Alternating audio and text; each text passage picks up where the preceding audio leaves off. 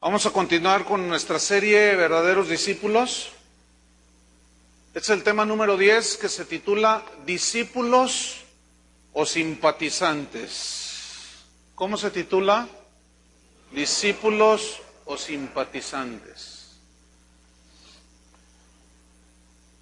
Fíjense que la Real Academia Española define la palabra simpatía como que es una palabra que tiene su origen en el idioma griego y su significado es muy interesante.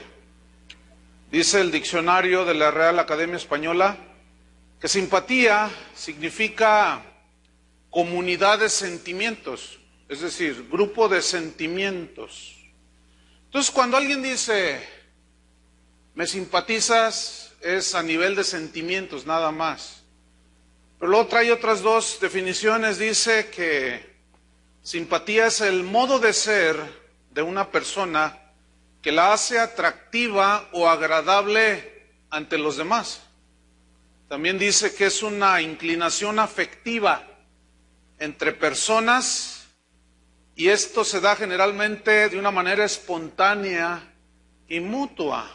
Es decir, fíjese, la iglesia de Cristo está llena de simpatizantes de Jesús. Muy pocos discípulos verdaderos. ¿Por qué? Porque los simpatizantes no están comprometidos con Jesús, pero los discípulos sí. Los simpatizantes solamente lo son mientras todo sea bonito, todo sea agradable. Me simpatiza el Señor, qué bonito. Es muy de mucha simpatía que por medio de la cual muchos sigan a Jesús porque les hace el milagro, porque les da bondades en su misericordia. Pero fíjese que para Jesús lo importante no es que alguien le diga yo te sigo, sino para Jesús lo importante es cuál es la razón por la que sigues a Jesús. ¿Por simpatía o porque eres un verdadero discípulo? Porque el verdadero discípulo sigue a su maestro, pues en una forma diferente a como lo sigue un simpatizante. El discípulo es alguien que tiene una relación personal con el maestro y el simpatizante no. El simpatizante se pierde en el anonimato de la multitud. Ahí en Marcos capítulo 10, versículo 46, nos hace una distinción. El versículo parece como que no tiene nada, pero tiene mucho. En Marcos 10, 46 dice que al salir Jesús de Jericó, él y sus discípulos y una gran multitud. Yo quiero que note cómo la Escritura hace una distinción entre los discípulos y la multitud, una gran multitud. Hay dos grupos distintos aquí. Discípulos, multitud. Todos lo seguían, pero unos eran verdaderos discípulos y otros eran solamente simpatizantes. Les simpatizaba porque pues veían milagros y les daba de comer gratis. Les simpatizaba. Entonces, ¿cómo sigues tú a Jesús? ¿Como discípulo verdadero? ¿O como simpatizante que se pierde en el anonimato de la multitud? Bueno, vamos a ver la diferencia en las Escrituras. Vamos a Juan capítulo 6. Por todos los evangelios está este rasgo de distinción entre los verdaderos discípulos y aquellos que lo siguen, sí, pero solamente son simpatizantes de Jesús, simpatizantes del cristianismo, pero no tienen compromiso. Juan capítulo 6, versículo 26. Mucha gente sigue a Jesús por conveniencia, otros le hacen al cuento allí de que siguen a Jesús porque pues vienen con la novia y pues usted sabe, ¿no? Hay que quedar bien, en fin, hay un montón entre la multitud. Como aquí este auditorio que está lleno ahorita, pues entre la multitud, pues te pierdes en el anonimato. Es muy simple. Pero Juan capítulo 26 nos dice la razón por la cual mucha multitud seguía a Jesús. Note 6:26. Respondiendo Jesús les dijo, de cierto os digo que me buscáis, no porque habéis visto las señales eran propias del Mesías, del Hijo de Dios mismo. Entonces, cuando Jesús dice, ustedes me siguen, no me siguen porque reconocen que soy Dios, sino porque comisteis el pan y os saciasteis, por eso me siguen. En Mateo capítulo 4 no lo busqué, pero allí dice la Biblia que Jesús había ayunado 40 días y tenía hambre. Entonces dice que vino a él el tentador y le dijo, si eres hijo de Dios, di que estas piedras se conviertan en pan. Y Jesús le responde, escrito está, Satanás, no solo de pan vivirá el hombre, escuchen lo que viene a continuación, sino de toda palabra que sale de la boca de Dios. Es decir, lo que Jesús hizo fue poner todo en orden. Satanás le dio importancia a lo material. Jesús le da la verdadera importancia y pone todo en orden. Lo espiritual es más importante que lo material. Lo material, Jesús dijo, vean a las aves del cielo, yo las alimento y yo voy a hacerlo así con ustedes. Así es que no se preocupen. Entonces el Señor pone en primer lugar lo espiritual y después lo material. Cuando usted escucha un mensaje que le enseña a buscar más lo material y no menciona lo espiritual, ese es un mensaje falso.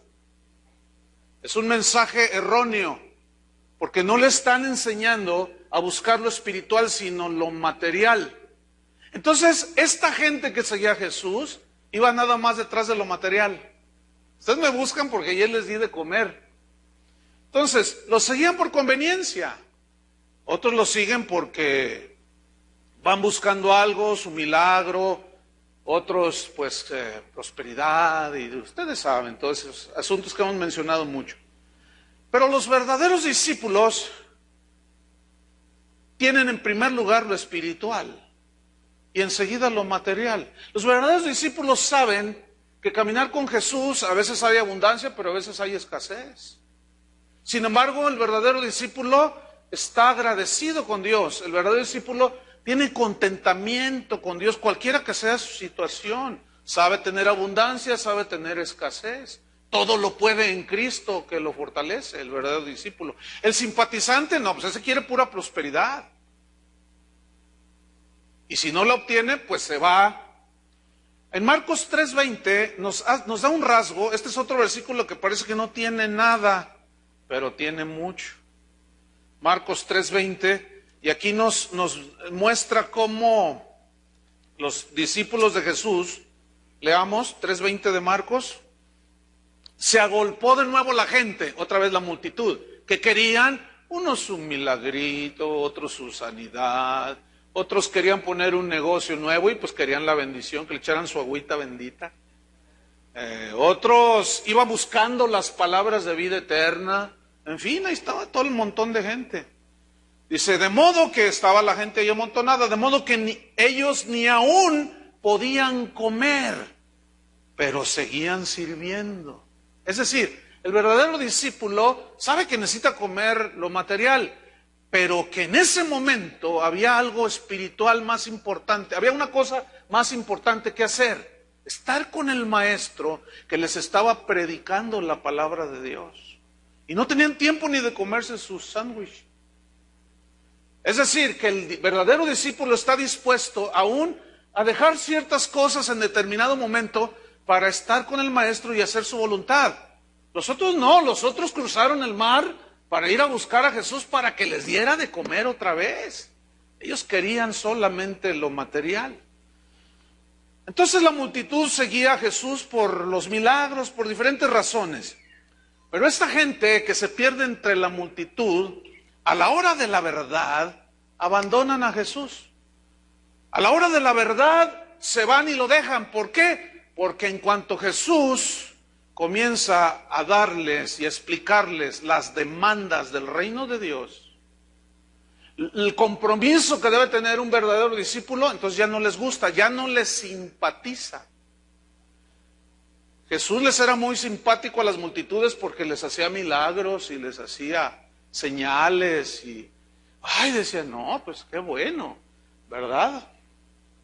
Vamos a Juan capítulo 6, versículo 60, para que veamos cómo la multitud lo seguía por lo que le daba, por conveniencia.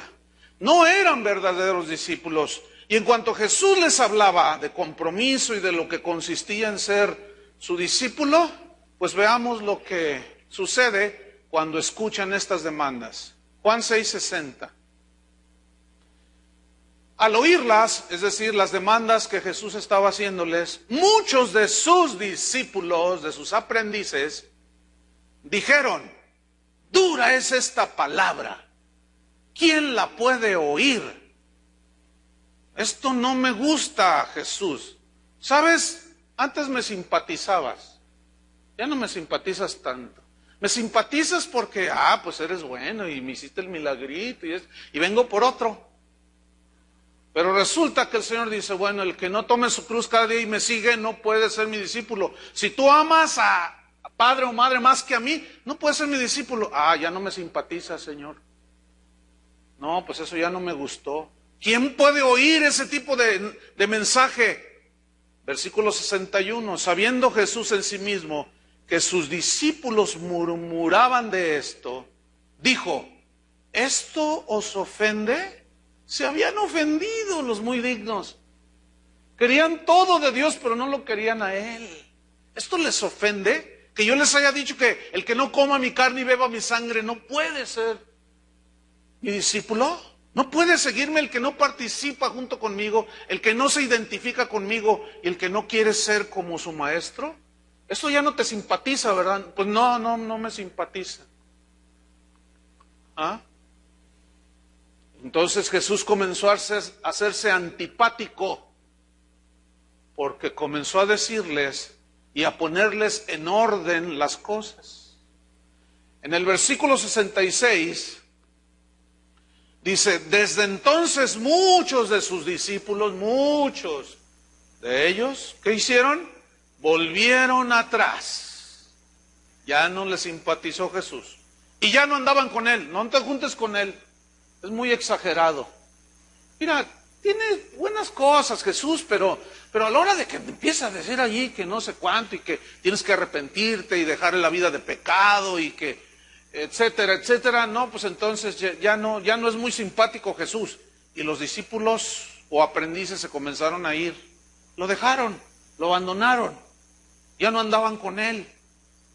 Vamos a Lucas 17, que nos va a abrir un poco más el entendimiento, para que vean cómo las multitudes no garantizan nada.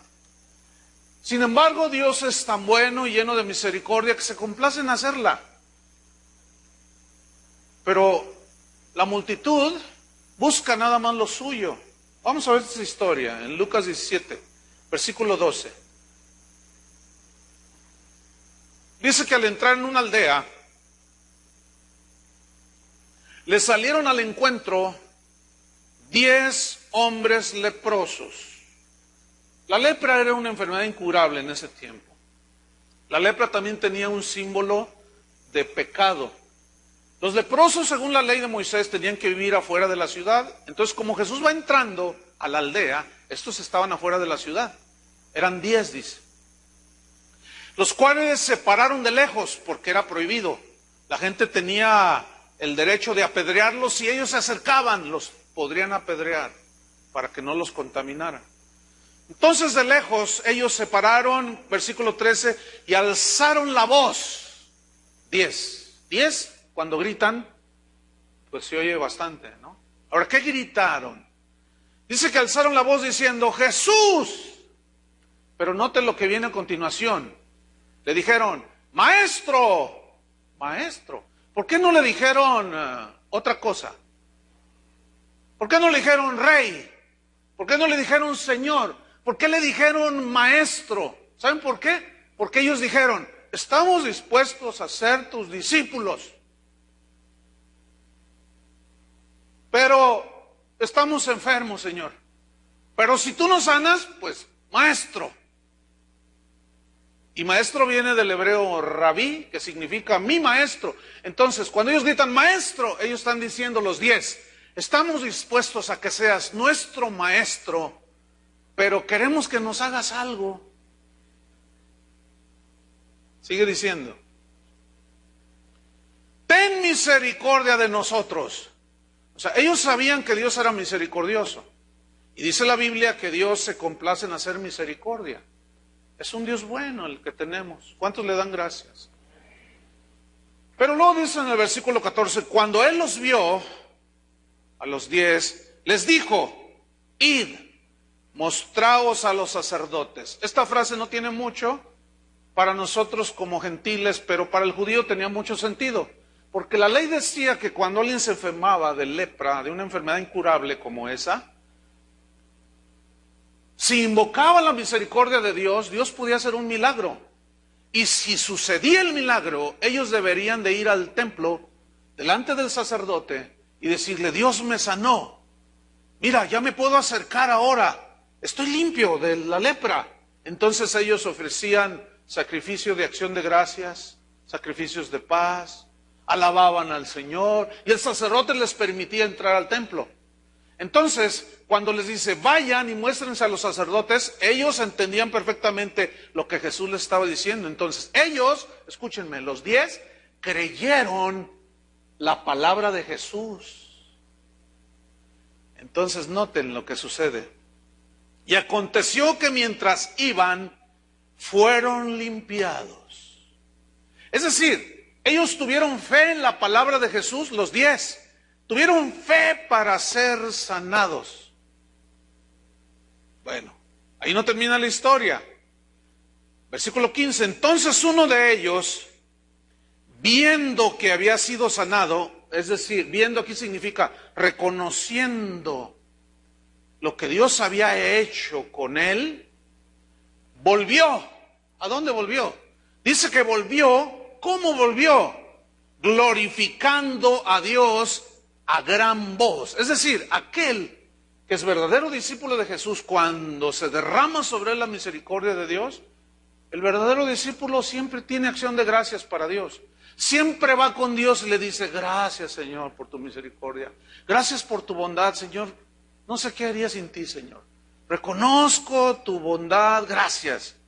Pero esto lo hizo a gran voz, no era para menos, hermano. Es como cuando en nuestros tiempos se sana un canceroso. Imagínate, todo el mundo le dice que el Señor lo sanó. Dice el versículo 16, no solo alabó a Dios, sino reconoció a Jesús como Dios, porque dice, y se postró rostro en tierra a sus pies. Ese era un acto de adoración que solo Dios puede recibir. Entonces Jesús, como el Hijo de Dios, sabe que aquel hombre está reconociendo la divinidad de Jesús. Por eso aceptó la adoración. Hay algunos que andan diciendo que Jesús no es Dios, pero es solamente este pasaje, nada más este, nos muestra que si él aceptó la adoración de este leproso que había sido sanado, significa que él es Dios. Si no, es un farsante, es uno que está sustituyendo a Dios. Entonces se postra en tierra, pero ¿qué más hace? Dándole gracias. Gracias, Señor. Yo me imagino que hasta lo abrazó de sus pies y tal vez besaba sus pies en un acto profundo de adoración. Y yo siempre me he preguntado, ¿por qué algunos dicen que son discípulos y no adoran a Dios? Yo siempre me he preguntado, ¿por qué algunos que dicen que van a las iglesias y luego dicen, no, vamos al tiempo de la palabra porque la adoración no me aburre, es mucha cantaleta. No, vamos a llegar al final.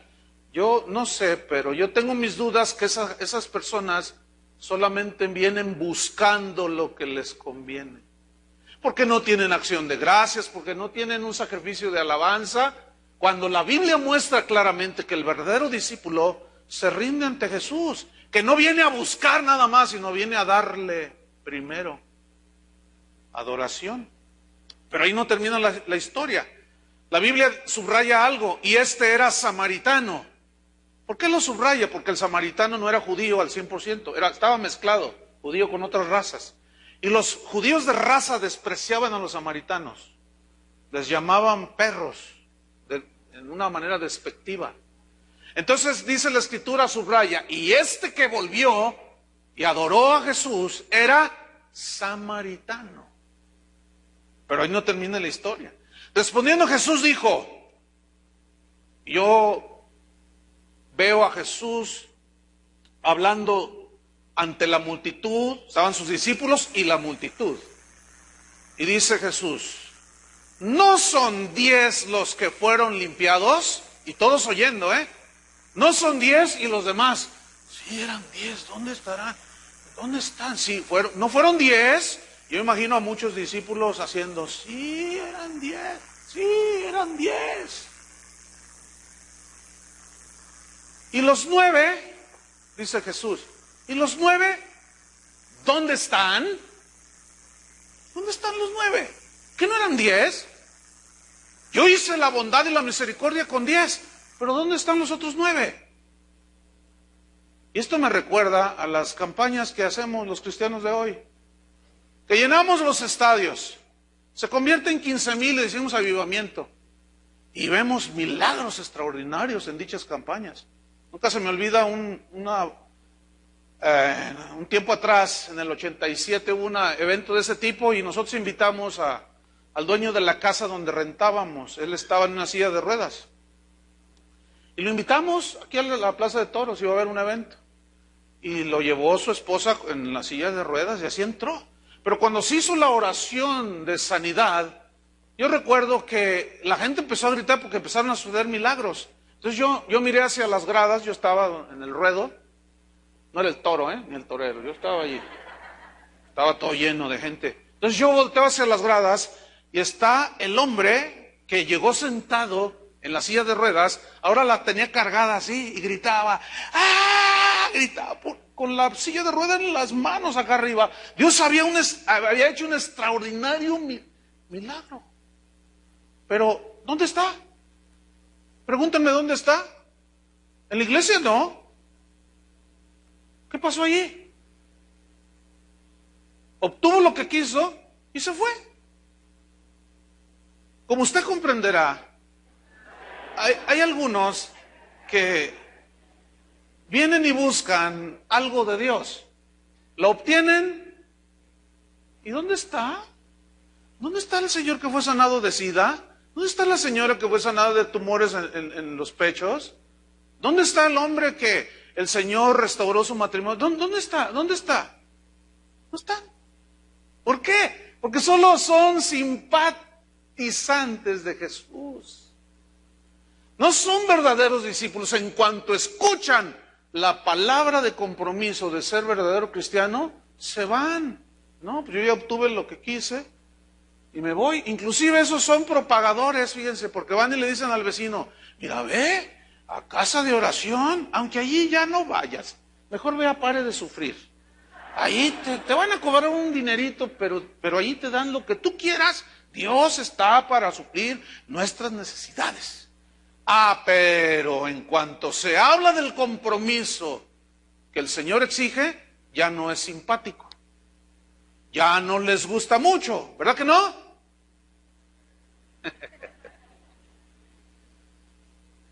¿Y los 9 dónde están? ¿Dónde están? Pero ahí no termina la historia, versículo 18. No hubo quien volviese y diese gloria a Dios, sino este extranjero. Versículo 19. Y le dijo, levántate, recibo tu acción de gracias, tu gratitud, tu adoración, pero noten lo que viene a continuación, y esto es sumamente importante.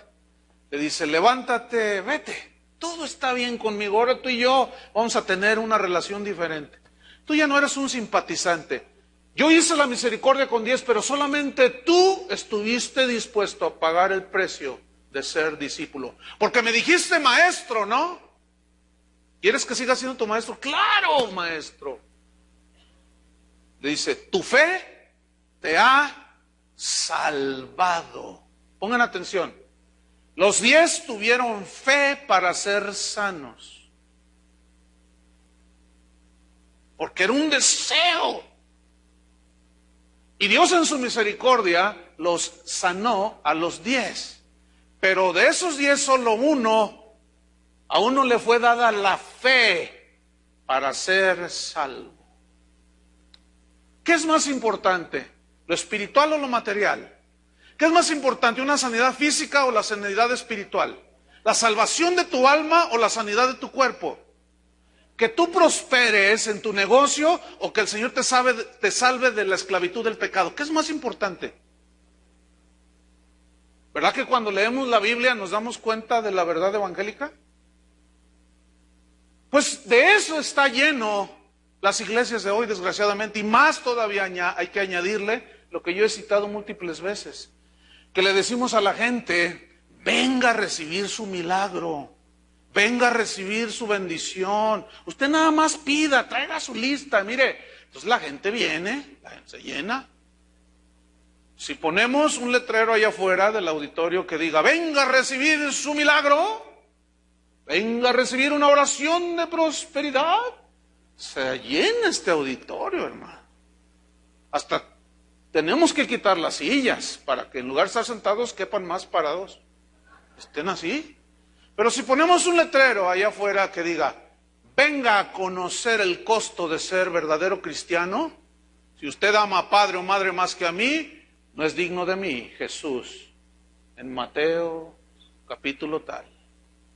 Llegan 3. Sí. ¿Por qué? Porque no todos quieren ser discípulos. Entonces, entre la multitud se da todo esto. Los verdaderos discípulos jamás abandonan a su maestro, porque los verdaderos discípulos saben que ya no hay un lugar a donde ir. Note lo que dice en Juan 6:67, que es lo que continúa cuando muchos se van y lo dejan. En el 6:67 Jesús les hace una pregunta.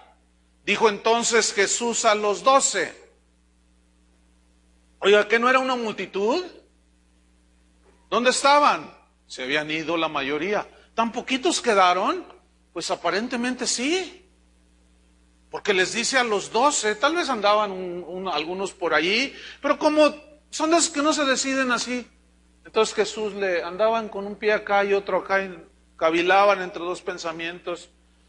Entonces 67, dijo Jesús a los 12, o sea, a sus discípulos, ¿queréis acaso iros también vosotros? ¿Se quieren ir también? A mí me llama la atención que Jesús no quiso detener a los que se fueron.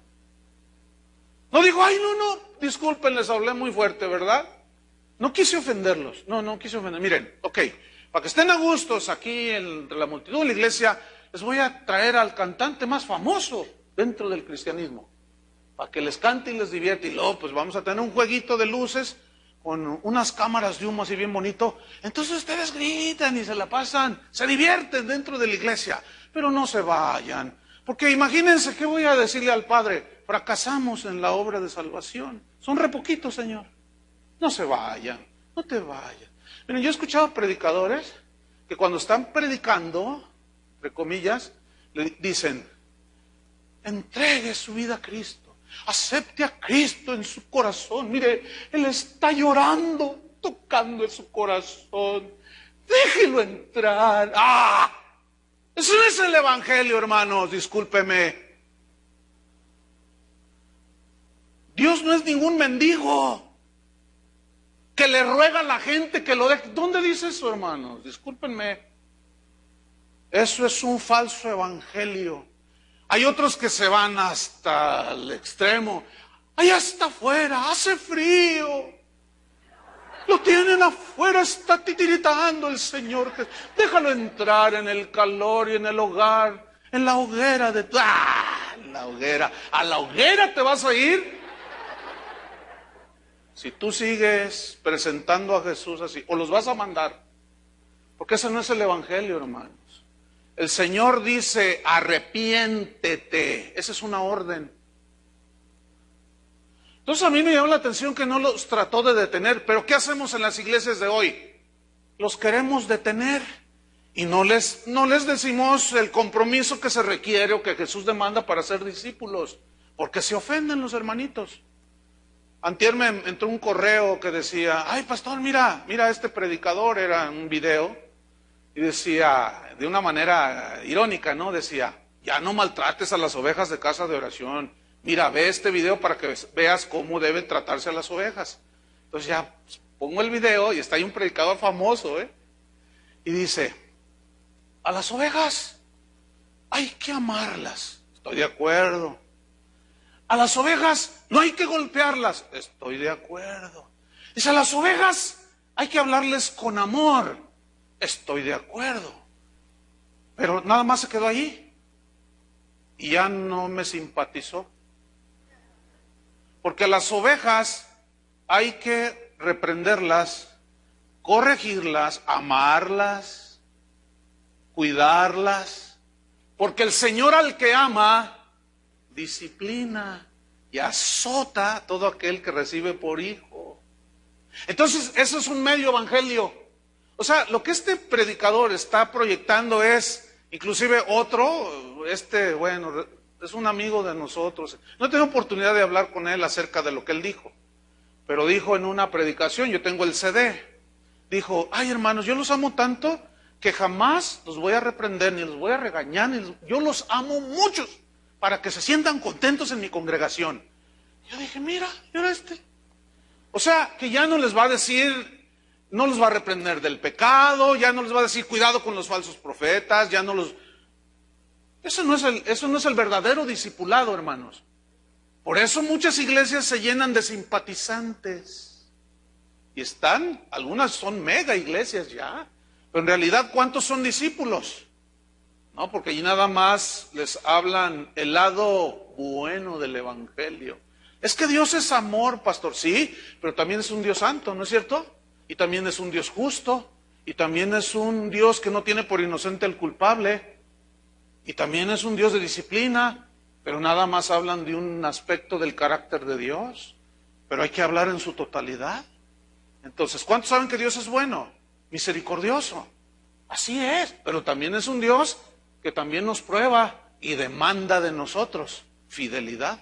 Y aquí es donde muchos se atoran. Entonces los verdaderos discípulos jamás abandonan a Jesús porque ya no tienen a dónde ir. Estoy en 6:67. Dijo entonces Jesús a los 12, ¿queréis acaso iros también vosotros? Le respondió Simón Pedro, Señor. Fíjate, aquí ya no le dijo maestro, aquí le dijo Señor. Y ese es otro punto que yo después voy a desglosar. ¿A quién iremos? Dice Pedro. Tú tienes palabras de vida eterna. Yo quiero subrayar lo siguiente, varias cosas. Uno, que Pedro dice, ¿a quién iremos? Ahora entendemos que solo tú eres la roca de nuestra salvación. Ahora entendemos que no queremos vivir fuera del abrigo del Altísimo, porque si vivimos bajo tu sombra, que tú eres omnipotente, estaremos seguros. Ya no hay otro lugar para nosotros, ya no hay con quién más ir. Entonces el verdadero discípulo ya no se refugia en otras cosas, ni en nada que no sea en Jesús. El otro día una persona me dijo, pastor, fíjese que tuve unos problemas, dice, perdí el trabajo, no tenía para comer y me refugié en la bebida. Y le dije, ay, ¿cómo para la bebida sí tenías? Bueno, le digo, no, mira, algo anda mal allí. ¿Qué debo hacer? Pues corregir esto y esto y esto y esto y esto. No, ¿sabe qué una cosa, pastor? Me dice, perdí a mi familia. Todos veníamos a la iglesia. Le digo, ¿qué vas a hacer ahora? Dice, pues ya me reconcilié con Dios. Le digo, bueno, eso es bueno, pero ahora la restauración de tu matrimonio va a ser tardada. ¿Por qué? Porque se salió del camino y luego me dice, mira, se nota cuando alguien está arrepentido, hermano. ¿Saben qué me dijo? Dijo, pastor, lo que usted me diga que yo hago, hago. Que yo haga, yo hago, me dice. Entonces yo le dije, no, yo no. Mejor haz lo que el maestro dice que debes de hacer. Dice, bueno, eso es lo que quise decir. Pero dígamelo usted. Entonces le dije, 1, 2, 3, esto. Dice, lo voy a hacer, pastor. Estoy dispuesto a todo, dice. Y con la gracia de Dios ya no me voy a refugiar en otro que no sea Jesús. El verdadero discípulo puede tropezar, ciertamente, como Pedro, pero se levanta y se vuelve a meter bajo el abrigo del Altísimo. Entonces Pedro dice, ¿a quién iremos, Señor? si solamente tú tienes palabra de vida? Entonces vemos que el verdadero discípulo no anda en búsqueda de su comodidad, de satisfacer nada más lo de él. No, el egoísmo comienza a ser expulsado de su corazón. Ahora, el verdadero discípulo quiere hacer la voluntad de Dios, agradable y perfecta. La Biblia también nos muestra cómo entre la multitud, pues los simpatizantes opinan de Jesús, creen de Jesús, como no lo conocen, dicen cualquier cosa de Jesús, quieren lo de Él, pero como no lo conocen, pues hay una confusión entre la multitud. Pero el verdadero discípulo conoce a su maestro. Vamos a Mateo capítulo 16 para ver cómo la Escritura nos establece este principio que acabo de enseñarles. Mateo 16, versículo 13. Dice que viniendo Jesús a la región de Cesarea de Filipo, preguntó a sus discípulos, pongan mucha atención, preguntó a sus discípulos, noten, discípulos y luego noten la multitud, los simpatizantes. ¿Quién dicen los hombres que es el Hijo del Hombre? O sea, refiriéndose a Él. ¿Qué dice la multitud? ¿Que soy yo? ¿Qué opinión tiene de mí la multitud? ¿Qué dicen los hombres? Que soy yo. Vean la confusión de la multitud. Ellos dijeron, unos, Señor, pues dicen que eres Juan el Bautista. Entonces yo puedo imaginarme a Jesús así, una posición así como esta, ¿no? Así como, ¿qué dice la multitud que soy yo? ¿Qué piensan de mí? Para ellos, ¿quién soy yo? Entonces, uno de los discípulos dice, pues unos dicen que eres Juan el Bautista. Y él, yo soy Juan el Bautista. Pues ellos dicen, ¿qué más? Dice, bueno, otros, Señor, dicen que tú eres Elías. El que les dio cuello a unos profetas por ahí. Pues sí, dicen que ese eres. O sea que algunos están tan confundidos que piensan que yo soy Elías. ¿Sí?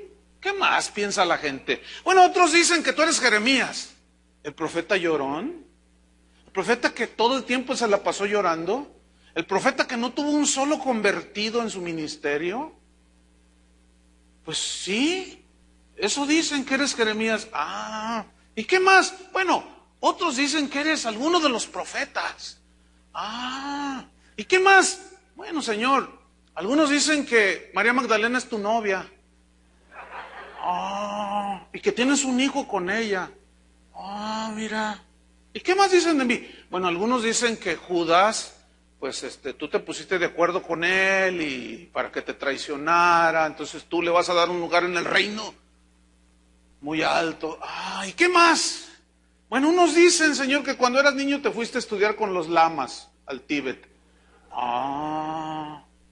¿Qué más? No, pues otros dicen que te fuiste a Grecia a estudiar las grandes filosofías de Platón, de Aristóteles, de Sócrates.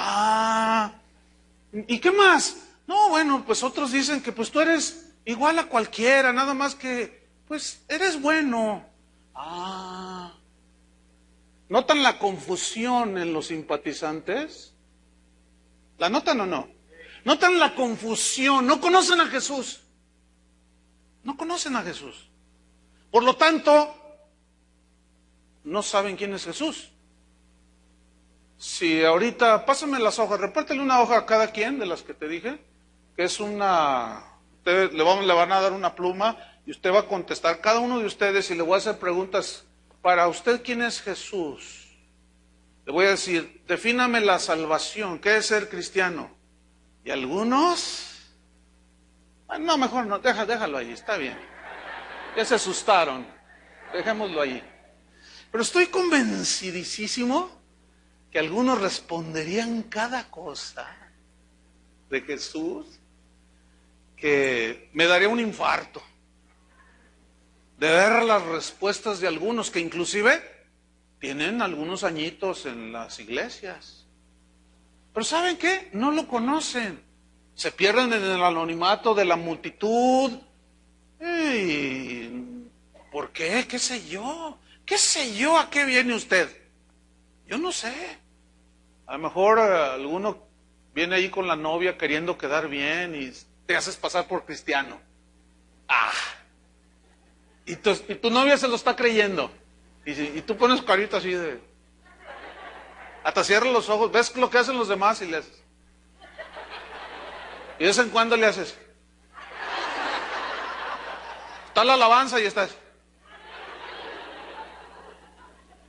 Piensas que estás en un concierto de rock. No, hermanos. La multitud no conoce a Jesús. Pero la multitud puede recibir milagros y puede comer del Señor gratis. ¡Qué confusión! Sin embargo, hermanos, para los verdaderos discípulos es muy importante que lo conozcan. Fíjate lo que dice a continuación, en el versículo 15. Él les dijo, Jesús les dijo, ¿y vosotros, quién decís que soy yo? Escuchen, discípulos de Jesús. Para el Señor, nuestro Señor, es muy importante que nosotros sepamos quién es Jesús. Para Él es muy importante Jesús es muy importante que nosotros sepamos por qué Jesús hace lo que hace. Piensa como piensa, dice lo que dice. Para Jesús es muy importante que sus discípulos sepan por qué a veces el cristiano es metido en pruebas difíciles. Para el Señor es muy importante que el verdadero discípulo lo sepa, porque el que no lo sabe comienza a decir, ¿y por qué a mí esto? Si yo soy fiel, ¿qué no sabes que ser fiel te trae más enemigos? Pero ¿por qué me está pasando? ¿No sabes por qué? Bueno, Jesús está muy interesado que lo conozcas. Que sepas tú, mira, Jesús estaba también pensando en que al formar a sus 12, estos iban a formar a otros, y así hasta nuestros días. Entonces Él está pensando en nosotros para formarnos, hacer una escultura a su imagen. ¿Se acuerdan de Miguel Ángel? Pero para que a la vez nosotros trabajemos en otros. Mira, te voy a poner un ejemplo. Tú le compartes a tu vecino, a tu compadre, qué sé yo, y se convierte genuinamente. Entonces anda con el gozo del Señor. Parece que anda volando, ¿verdad? ¡Ay, qué bonito, dice! Y tú, gózate, hermano, gloria a Dios. Y estás bien contento. Pero a los 3, 4 días, llega todo lloroso porque no durmió, ¿verdad? Y dice, oye, hermano, ¿qué pasó? Es que mi abuelita se enojó.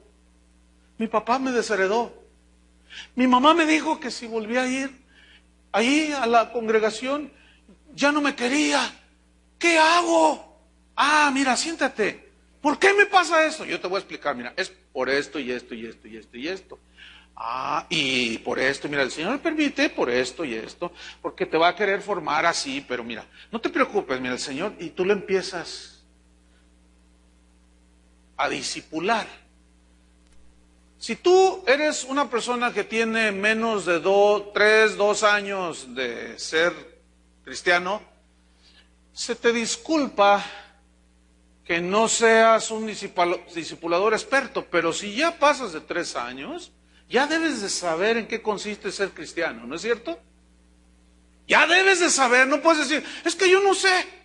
Hay unos veinteañeros aquí que no saben ni cómo hablarle a alguien. O eventualmente ganan a alguien para Cristo, lo acercan y se convierte. Y empiezan los problemas típicos del cristiano, ¿no? Entonces van contigo y, oye, ¿por qué me está pasando eso? Ay, no sé. A ver, permíteme, sacas el celular. Pastor, ¿estás ocupado? No, te estoy esperando a que me llames, ¿eh? Es que dice que tengo aquí a alguien que no sé qué decirle, pastor. Óigame. Algo está pasando en su discipulado. Algo está pasando. Entonces, el verdadero discípulo conoce al Señor. Entonces le dice, Simón Pedro respondió en el 16, dijo, tú eres el Cristo. Ay, no cualquiera dice eso, ¿eh? Otros decían que era Jeremías y no sé cuánto. Tú eres el Cristo, dice, el Hijo del Dios viviente. Es decir, que el verdadero discípulo conoce al Señor. Pero va más allá, fíjate lo que dice el versículo 17. Viene la respuesta de Jesús y le dice: bienaventurado eres, dichoso eres, discípulo Pedro. ¿Por qué?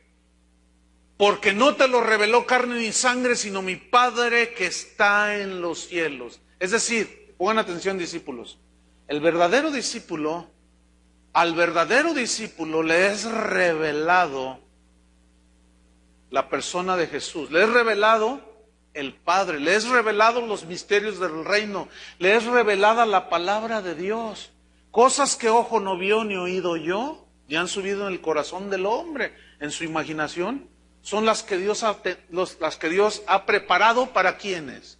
Para los simpatizantes. No, para los que le aman. Entonces a nosotros se nos es dado a conocer los misterios del reino. Cuando digo nosotros, estoy implicando verdaderos discípulos o discípulos comprometidos, no simpatizantes. Los simpatizantes, esos en cuanto escuchan otras cosas ya no les gusta, y como Kiko, ¿verdad? Ya no me simpatizas, no me simpatizas, le decía a su vecinito ahí en la vecindad del Chavo del Ocho, ¿se acuerdan? Y no me simpatizas. No, claro, mientras eran amiguitos y todo iba bien, le simpatizaba, pero cuando ya no se arreglaban, ya no le simpatizaba. La multitud. La multitud, ¿saben qué hizo? Cuando Jesús entró a Jerusalén, iba sentado en un burrito. Y la multitud dice que lo miró y lo comenzó a vitorear. Comenzó a arrancar ramas de las palmas y comenzaron a hacer un concierto de alabanza. Y luego se quitaron los mantos y los ponían para que al pasar Jesús pisara los mantos. Y empezaron a hacer una tarde de alabanza. No cobraron la entrada porque pues todavía no se usaba mucho, pero bueno, ellos organizaron su reunión de alabanza, lo vitorearon. Pero esa misma multitud que el domingo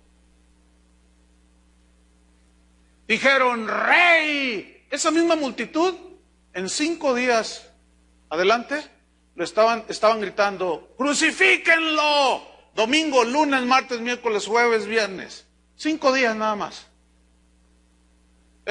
Todavía le simpatizaba a Jesús ahí. ¿Por qué?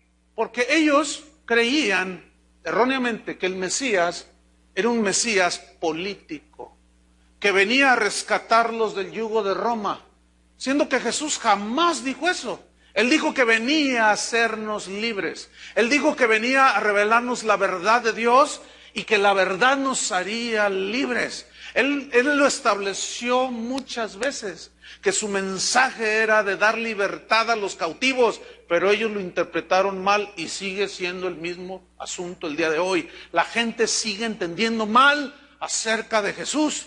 Entonces, como ellos dijeron, este es el Mesías, este es el ungido, nos va a librar del brazo de Roma, que nos golpea cada rato. Fíjense lo que sucede, Juan 12. Dijeron, este sí no simpatiza, este tiene todo el perfil de libertador. Vamos a ver qué dice, Juan 12:12. Dice, al siguiente día, note lo que viene a continuación, grandes multitudes que habían venido a la fiesta, al oír que Jesús venía a Jerusalén, ¿qué hicieron? Tomaron ramas de palmera y salieron a recibirle. Fíjense, salieron a recibirle. ¿Cuánta gente dice, yo recibo a Cristo? Y clamaban, vitoreaban, exclamaban. ¿Qué decían? Hosana, decían. Bueno, Hosana es una palabra que viene del hebreo, que significa sálvanos, te lo rogamos, eso significa Hosana, sálvanos.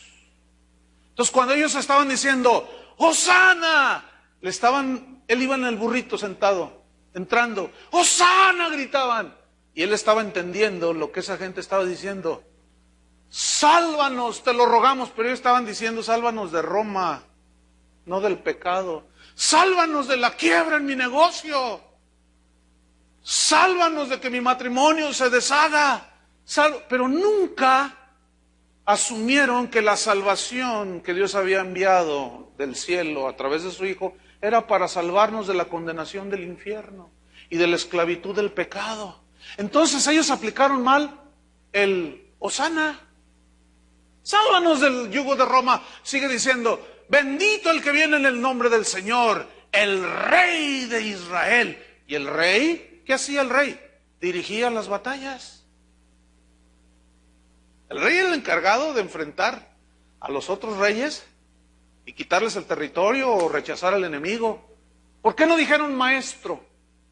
¿Por qué no dijeron señor? ¿Por qué dijeron rey? Miren, hermano, la Biblia está increíblemente escrita, inspirada por el Espíritu Santo para que cada pasaje diga lo que dice. Es impresionante. Porque, ¿por qué los 10 leprosos no dijeron, rey, sálvanos, rey? ¿Por qué no dijeron eso? ¿Por qué dijeron maestro? ¿Nota? Y luego Pedro dice, Señor. ¿Por qué no dijo rey? ¿Por qué no dijo maestro? Ahora dijo Señor.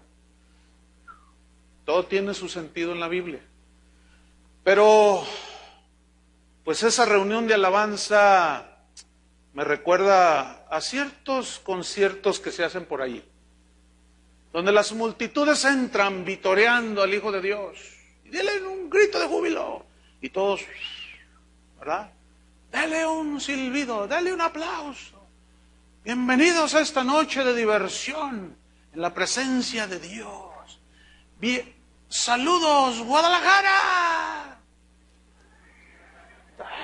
Vamos a tener una... Entonces todos están con las palmas de sus manos moviendo, ¿verdad? El sábado en la noche. Y muchos no pasan 5 días, saliendo de allí se van a los antros. Saliendo de ahí, apenas se suben al auto y llevan maltratando a la esposa. Se me figura mucho eso, fíjese. O sea, le cantan, eres nuestro Señor, eres el Rey de Reyes, el Señor de Señor, Maestro. ¿Quieren un milagro? Sí. ¿Cuántos tienen fe? Amén. Ahí les va, ¡fum! ¡Pa, pa, pa, pa! ¡Gloria a Dios! ¿Y dónde están ahora? ¿Dónde están ahora? ¿Dónde están? ¿Dónde están? Escúcheme bien. Lo cual significa que las multitudes no garantizan absolutamente nada. Otra vez. Las multitudes no garantizan absolutamente nada en que los que están allí son verdaderos discípulos de Jesús. Sin embargo, ¿cómo discierne y juzga la gente? Ve el Estadio Azteca lleno y dicen, ¡avivamiento! Y lloran sinceramente. Al fin nos llegó el avivamiento. Ven los milagros que separan los paralíticos. Y están alabados sea el Señor. Al fin somos visitados. Se acaba el evento. ¿Y dónde están los que sané? ¿Dónde están los que me vitoreaban? Los que decían alabado sea el Señor. 5 días después, vean lo que estaban haciendo. Mateo 27. Versículo 17.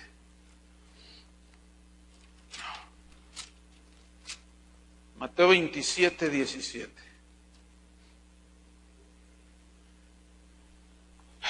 Jesús está ante Pilato. Había una bondad de los romanos de soltar e indultar a un preso en la fiesta de los judíos. Y dice 17, reunidos pues ellos, les dijo Pilato, bueno, ¿a quién queréis que os suelte? ¿A Barrabás o a Jesús llamado el Cristo? Ahora, ¿por qué no dijo a Jesús el Maestro? Otra vez. ¿Por qué dijo el Cristo? El Cristo viene del griego Christos, que significa ungido. Y ese era un título que solo se le daba al Mesías, se le atribuía al Mesías, atribuía al Mesías. Ahora, cuando Pilato dice, ¿a quién quieren que le suelte? ¿A Barrabás o al que ustedes llaman el Mesías? Fíjate, nada más, hermano. ¿Por qué no dijo el rey? ¿Por qué no dijo el Maestro? ¿Por qué no dijo el Señor? ¿Por qué dijo el Cristo, el que ustedes llaman el Cristo? ¿A quién quieres que le suelten? ¿A su Mesías, al llamado Mesías de los judíos, o a Barrabás? Fíjate lo que dice el versículo 20. ¿Qué sucede? Pero los principales sacerdotes y los ancianos persuadieron, en el griego significa convencieron a la multitud que pidiese a Barrabás y que Jesús fuese muerto. Ponga mucha atención. ¿Quiénes persuadieron a la multitud? Los líderes religiosos. Escúchame bien. ¿Por qué las multitudes que no conocen a Jesús, que van a la iglesia, son fácilmente manipulables por los líderes religiosos? Porque no conocen a Jesús. Y los convencen de cosas que la Biblia no dice. Y los manipulan muy fácilmente con supuestas enseñanzas que Dios dijo, que Dios nunca ha dicho. Si analizamos en el contexto, muchas de las cosas que se están diciendo hoy no tienen base bíblica. Pero los religiosos manipulan, convencen a la gente de que es de Dios. Pero cuando esas personas deciden comprometerse con Cristo, entonces les es revelado los misterios del reino y entienden y dicen, oye, ¿qué dijo este? ¿Que trajéramos la factura del auto, de la casa? Sí, eso dijo, que para el reino de Dios. Ah, oye, ¿no será para su reino? Pues a mí se me hace que sí. Oye, y si Jesús dijo, den de gracia lo que recibieron de gracia, ¿por qué estos cada mes hacen un evento y cobran un dineral? Ay, ¿por qué crees? Y empiezan a entender las cosas y saben, dicen, ¿no sabes qué? Estos algo traen, estos algo traen. Entonces el verdadero discípulo difícilmente lo manipulan los mentirosos, falsos profetas. Porque el verdadero discípulo está cimentado en la palabra de Dios. No se cree lo que le dice cualquier apóstol y cualquier evangelista por ahí o maestro de la Biblia. Es muy noble para decir, a ver, como los de Berea, dijeron, a ver, vamos a ver si lo que dice Pablo es verdad. Y lo comparaban con las escrituras y decían, oye, es verdad, es verdad. Entonces lo recibían. Ay, qué tremendo está esto. Entonces los persuaden, los convencen, los manipulan, versículo 21, y respondiendo el gobernador les dijo, ¿a cuál de los dos queréis? ¿Queréis? ¿Qué quieren? Fíjense cómo la multitud confundida que no conoce a Dios no sabe escoger. No sabe escoger entre lo espiritual y lo material. Escogen siempre lo material y lo espiritual. Ay, no, eso no. Noten cómo no saben escoger. ¿A cuál de los dos queréis que os suelte? ¿A quién quieren ustedes? Y ellos dijeron, a Barrabás. Queremos a Barrabás. ¿Quieren a Barrabás? ¿Sí? Pilato les dijo, ¿qué pues haré de Jesús, llamado el Cristo? Otra vez, ¿por qué no dijo el Maestro, el Rey? Otra vez el Cristo. ¿Qué hago con Jesús llamado el Cristo? Escucha lo que dice. Todos le dijeron, sea crucificado. Sea crucificado. Son los mismos que estaban allí a las puertas del templo vitoreando a Jesús en su concierto de alabanza. Son los mismos, hermano. Es la misma multitud. Y luego dice en el versículo 23, y el gobernador les dijo, pues qué mal ha hecho. Pero ellos gritaban aún más diciendo, sea crucificado. ¡Wow! Otra vez nos comprueba que las multitudes no garantizan nada. Ahorita están muy entregadas a Cristo, alabando a Dios, y luego llega Luis Miguel y se van también al concierto de Luis Miguel. Así son. ¿De cuál es usted? Por último, déjeme contarle una historia buenísima en la Biblia. Capítulo 5 de Hechos. Tremenda. Vamos rápido. Hechos capítulo 5. Mire, ellos ya habían recibido el Espíritu Santo, predicaban la palabra de Dios, ya no les daba miedo de nada a estos aguerridos cristianos. No le hace que los mataran y los persiguieran. En Hechos capítulo 5, versículo 12 dice: y por la mano de los apóstoles se hacían muchas señales y prodigios en el pueblo, y estaban todos unánimes en el pórtico de Salomón.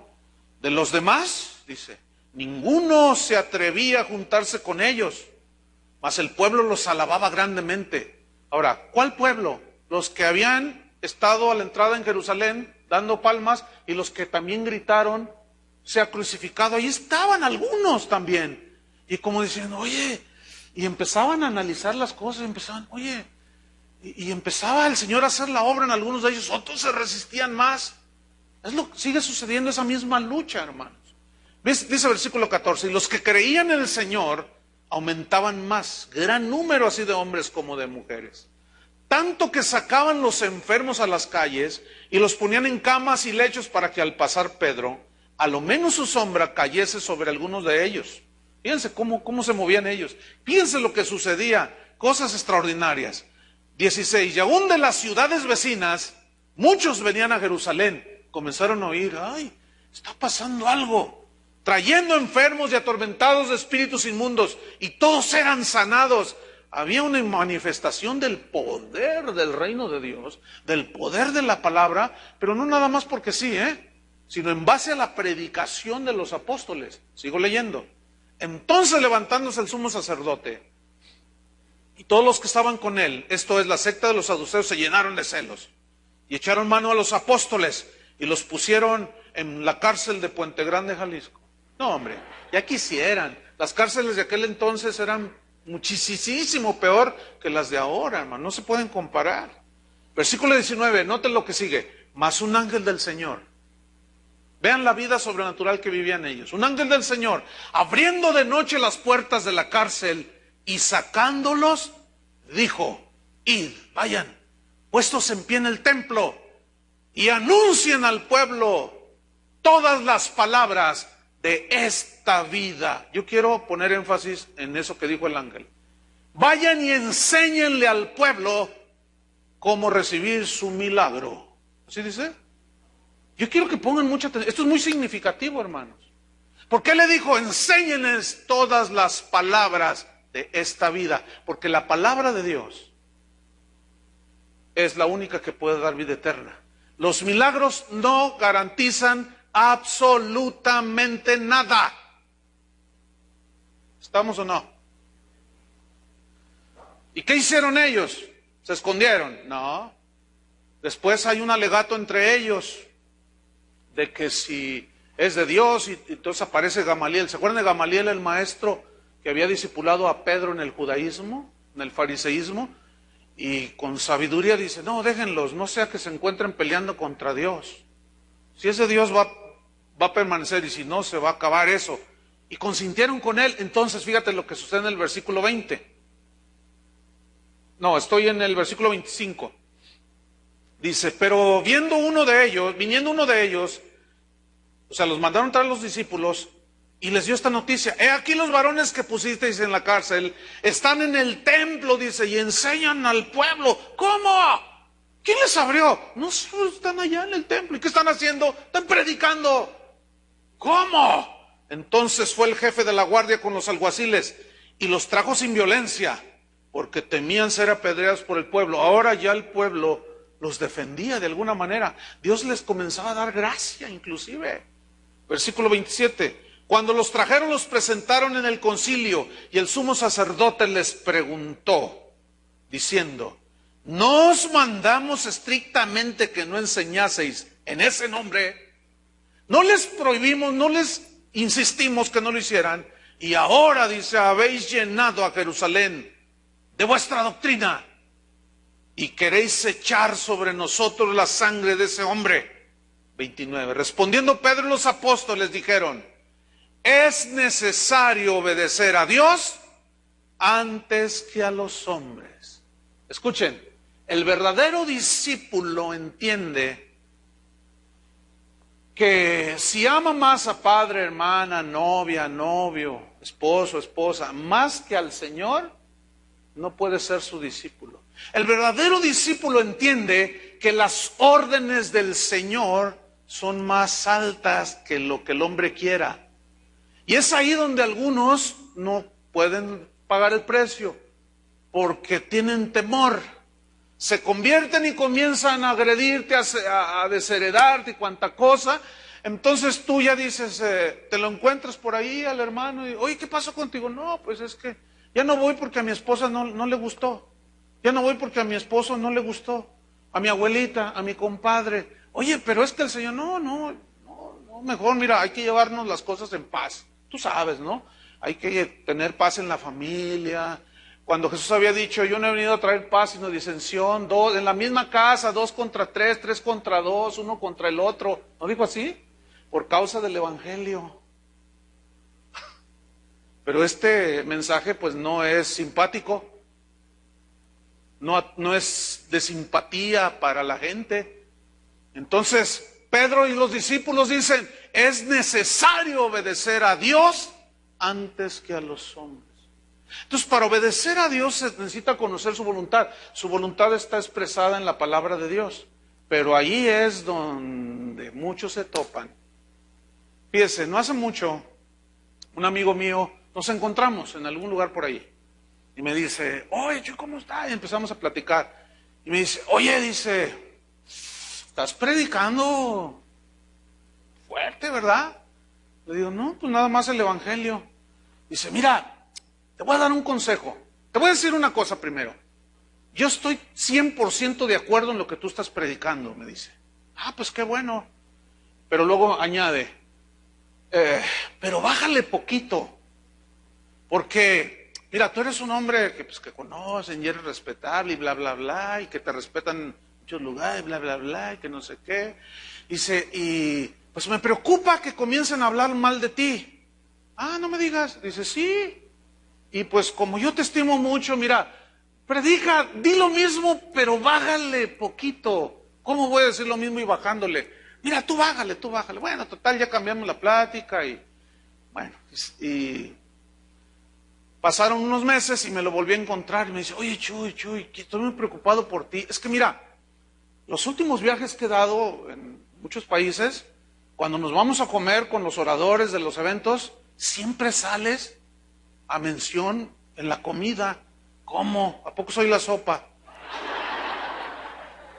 Dice, sí, mira, como saben que tú y yo somos muy amigos, me dicen, ese Chuy, oye, ¿qué onda con Chuy? ¿Qué pasó con Chuy? No, ese ya se desvió. No, ese ya se hizo bien fariseo. No, ese ya se fue al extremo, ya se desubicó. Uno dijo, Dios me mostró que Chuy está en un profundo pozo de oscuridad. De veras, en serio.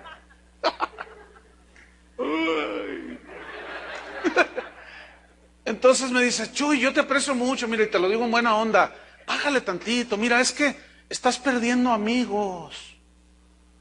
Yo lo sé de buena fuente, algunos tenían en sus planes invitarte a su convención, pero ya han decidido que no, porque estás hablando, no, Chuy, bájale poquito. Entonces le dije, pues fíjate que no, al contrario, le he subido. Bueno, para no hacer larga la historia, hermanos, ya no nos simpatizamos. Hay una distancia ya. ¿Por qué? Porque Dios dice una cosa y el hombre dice otra cosa. Y ahí es donde hay que pagar un precio. Yo estoy dispuesto a pagarlo. ¿Tú también? Déjame leerles para terminar una historia de tantas que hay de los mártires del cristianismo. Es una historia que sucedió en el año 304 de nuestra era. Dice esta historia que había una pareja de cristianos, él se llamaba Timoteo, ella se llamaba Maura. Ellos llevaban 3 semanas de casados cuando fueron separados el uno del otro por causa de la persecución. En ese entonces era acérrima persecución. Entonces cuenta la historia que Timoteo fue llevado delante del gobernador. Esto sucedió en Mauritania. Y este gobernador lo incitaba a que renegara de Cristo. Le decía, trataba de forzarlo a que volviera a los ídolos. Pero dice la historia que el gobernador, viendo que sus esfuerzos no rendían fruto, que eran vanos, él conocía y sabía, le había llegado una información que Timoteo tenía unos pergaminos que eran las Escrituras. No cualquiera en ese tiempo tenía una copia de las Escrituras. Y él sabiendo, pues él las había escondido y le dijo, mira Timoteo, si tú reniegas de Jesús, yo te perdono la vida. Y él dice, no. Entonces se enojó y dijo, ok, yo sé que tienes Escrituras, tráelas porque las voy a quemar. Te ordeno que nos digas dónde están, si no te quemo junto a ti con las Escrituras. Entonces dice, no te voy a decir. Timoteo se negó y respondió lo siguiente, escuchen, dijo, señor gobernador, si yo tuviera hijos, los entregaría antes que entregar las Escrituras para que las quemes. Escuchen bien, esto que dijo Timoteo, para el simpatizante no tiene sentido. Ay, no, yo a mis hijos son lo máxima para mí. ¿Cómo? Dijo ese Timoteo. Lo que pasa es que este era un discípulo. Porque él dijo, porque sé que si los sacrificaran, mis hijos serían del Señor. No, dijo, no te entrego nada. Entonces dice la historia que el gobernador, enojadísimo, mandó a uno de sus soldados que le sacara los ojos con 2 hierros candentes. Los puso al rojo vivo y se los metieron poco a poco en los ojos, en las cavidades. Y él quedó ciego, dice la historia.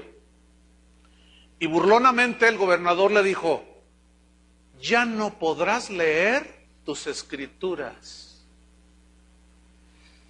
Aquel discípulo, dice la historia, soportó el martirio.